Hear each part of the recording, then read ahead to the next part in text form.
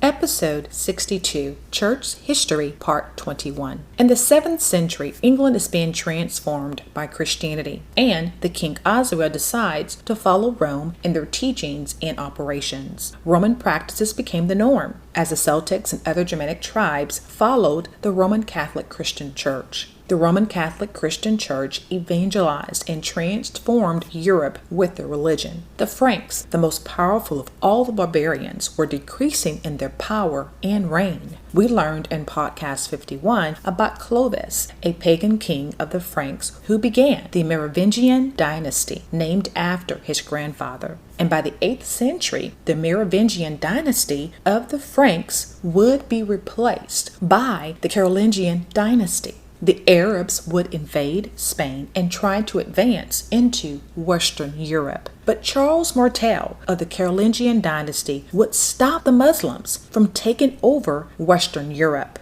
History.com states, at the Battle of Tours near Poitiers, France, Frankish leader Charles Martel, a Christian, defeats a large army of Spanish Moors, halting the Muslim advance into Western Europe. Charles was the illegitimate son of Pippin, the powerful mayor of the Palace of Austrasia and effective ruler of the Frankish kingdom. After Pippin died in 714 AD, with no surviving legitimate sons, Charles beat out Pippin's 3 grandsons in a power struggle and became the mayor of the Franks. He expanded the Frankish territory under his control, and in 732 AD, he repulsed an onslaught by the Muslims. Victory at Tours ensured the ruling dynasty of Martel's family, the Carolingians. His son, Pepin, became the first Carolingian king of the Franks, and his grandson, Charlemagne, carved out a vast empire that stretched across Europe. Charles became known as the Hammer for stopping the Arabs from advancing.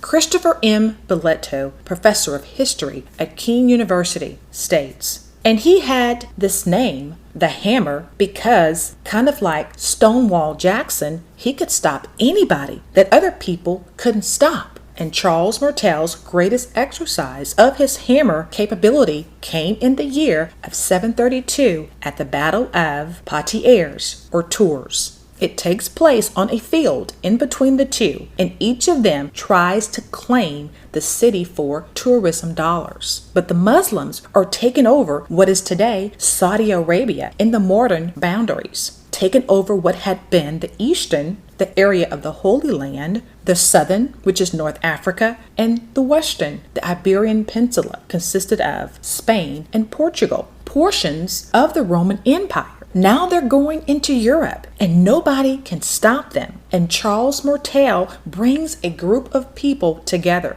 He's allowed to stop them like a hammer, and the Arabs fall back. KingdomPreppers.org states, Charles Martel was a Christian, and he looked favorably upon the church, which he endowed and supported. He even encouraged Anglo-Saxon missionary efforts to the north in the hopes of converting yet more barbarians to the Catholic faith, in this case, Germans in Thuringia. On the other hand, he viewed himself as the head of the Frankish Church, which was a direct challenge to the authority of the Bishop of Rome, the Pope. But he controlled lands that supported warriors and soldiers who were the church's main line of defense. So who was going to argue with Charles Martel? Though he was not a king in name, he still held the office of mayor of the palace. Charles Martel ruled like his father Pippin II,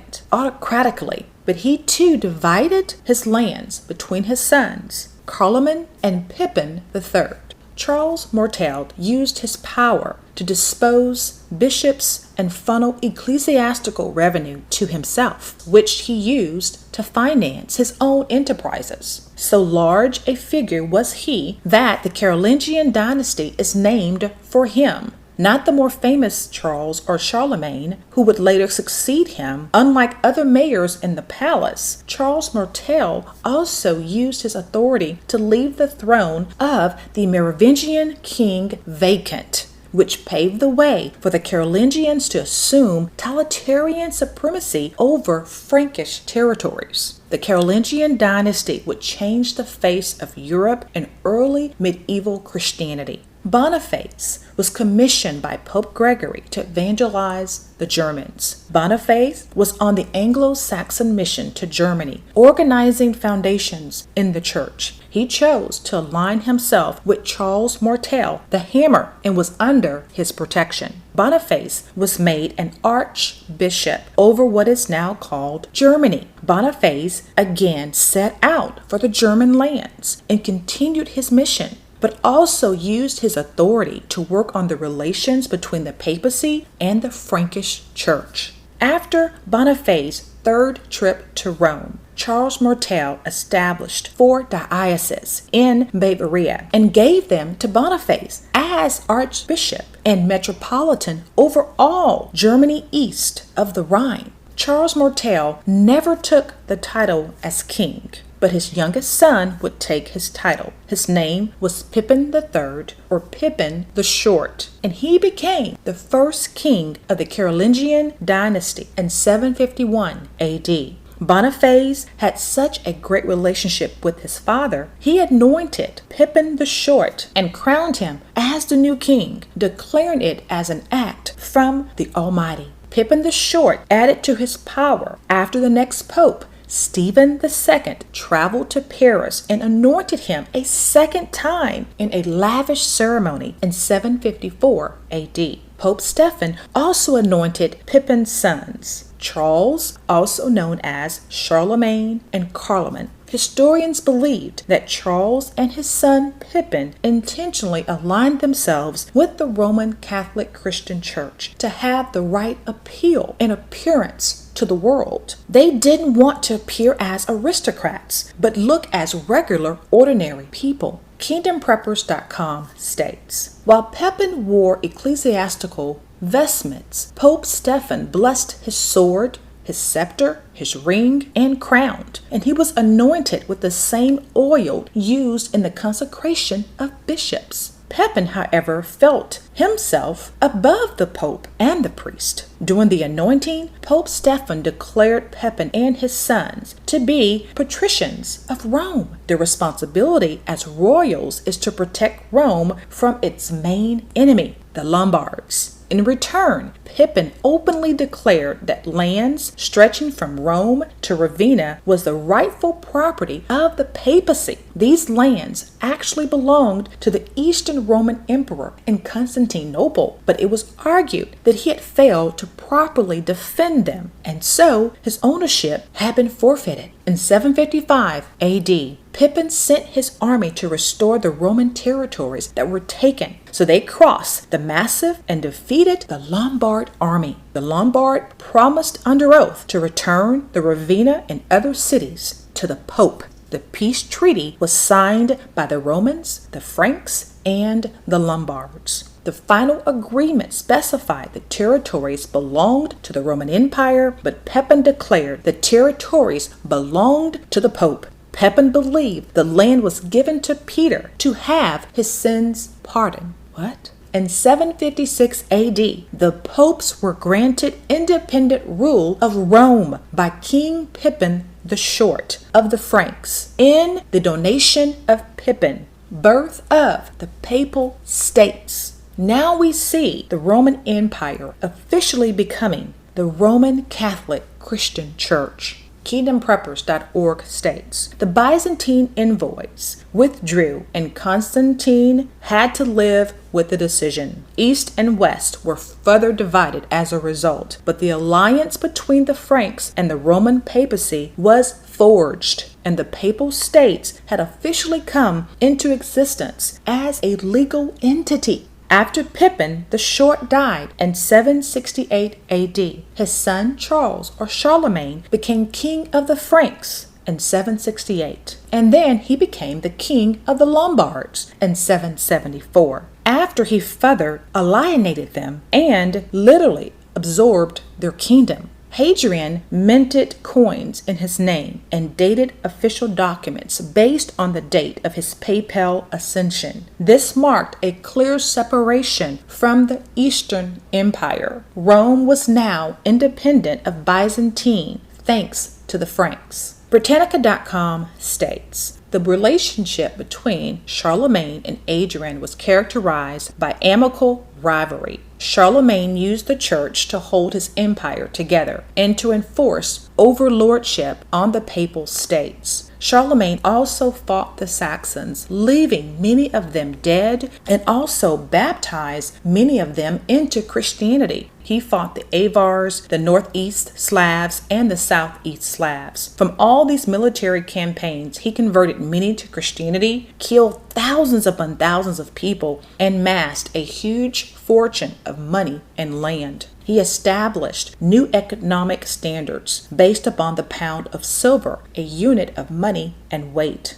Johannes Fried, German historian, states, the huge extent of this property portfolio, which steadily increased over the decades, together with the land seized through conflict against the Saxons, the Lombards, and the Avars, may well have made the king magnanimous and open-handed. War turned out to be a profitable enterprise for those who took part. Charlemagne rewarded his followers, secular magnates, dioceses, and monasteries with generous donations of land. He also never neglected to bestow new territory on the Roman papacy. These institutions all received a share of the booty. Charlemagne doubled the Roman Empire in size. Archbishops became metropolitan bishops, 8 new dioceses were established, and canonical clergies were formed. Charlemagne even named the bishops, and secular power and papacy worked as one or jointly. Also, the cathedral became the church of the bishop. The word cathedral comes from a Latin word meaning seat.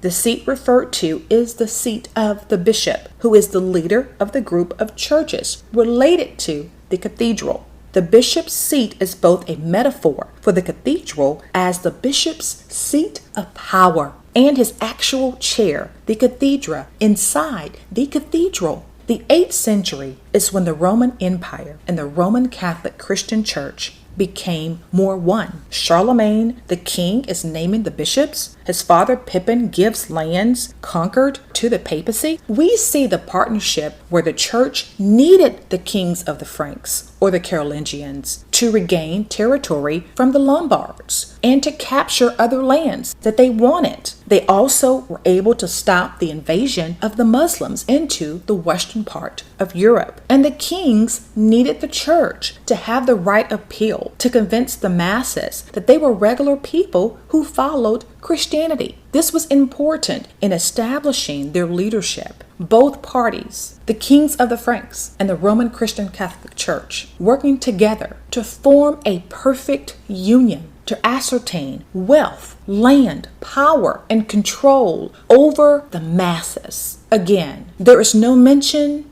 of the Torah, the Old Testament prophets, the teachings of Yeshua, just wars. War after war to obtain riches untold and land not theirs, in which they would turn around and tax the people to pay for the wars and for their governments. Look around. The same people, Japhet, Esau, are doing the same today. The masses are being deceived through religion and political parties as they continue to gain riches untold and land not theirs through taxation and pagan worship. Matthew 21:13. Yeshua said unto them, it is written, my house shall be called the house of prayer, but ye have made it a den of thieves. Revelation 13:2. And the beast which I saw was like unto a leopard, and his feet were as the feet of a bear,